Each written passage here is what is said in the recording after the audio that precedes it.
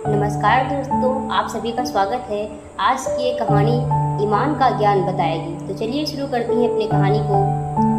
काफ़ी समय पहले की बात है। प्रतापगढ़ नाम का एक राज्य था। वहाँ का राजा बहुत अच्छा था, मगर राजा को एक सुख नहीं था। वह था उसको कोई संतान नहीं थी और वह चाहता था कि अब वह राज्य के अंदर किसी योग्य बच्चे को गोद ले ताकि उसका उत्तराधिकारी बन सके और आगे की बागडोर को सुचारू रूप से चला सके। और इसी को देखते हुए राजा ने राज्य में घोषणा करवा दी कि सभी बच्चे राजमहल में एकत्रित हो जाएं। कुछ समय बाद ऐसा ही हुआ। राजा ने सभी बच्चे को पौधे लगाने के लिए भिन्न भिन्न प्रकार के बीज दिए और कहा कि अब 6 महीने बाद मिलेंगे और देखेंगे कि किसका पौधा सबसे अच्छा होगा।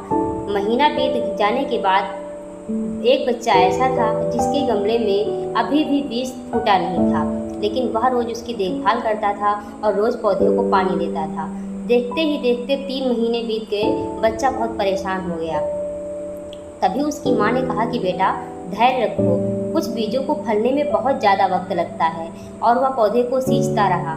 6 महीने हो गए। राजा के पास जाने का समय आ चुका था, लेकिन वह डरा हुआ था कि सभी बच्चों के गमले में तो पौधे होंगे और हमारा गमला खाली होगा। लेकिन वह ईमानदार था और सारे बच्चे राजमहल में आ चुके थे। कुछ बच्चे जोश से भरे हुए थे क्योंकि उनके अंदर राज्य का उत्तराधिकारी बनने की प्रबल प्रेरणा और लालसा थी।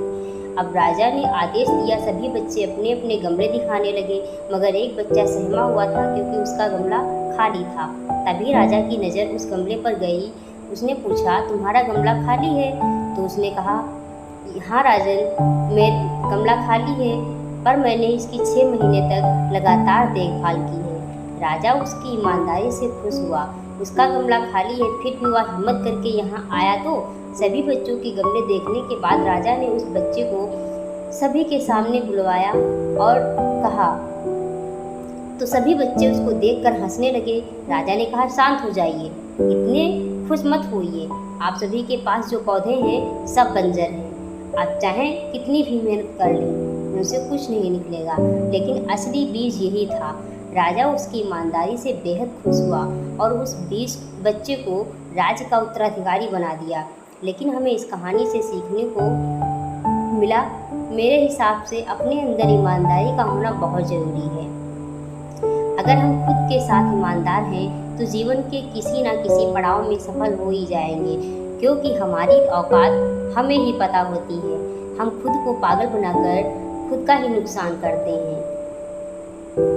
अगर हमारी कहानी आपको अच्छी लगी है तो प्लीज़ हमारे वीडियो को लाइक करिए, शेयर करिए और कमेंट करिए और हमारे चैनल को सब्सक्राइब करिए। धन्यवाद।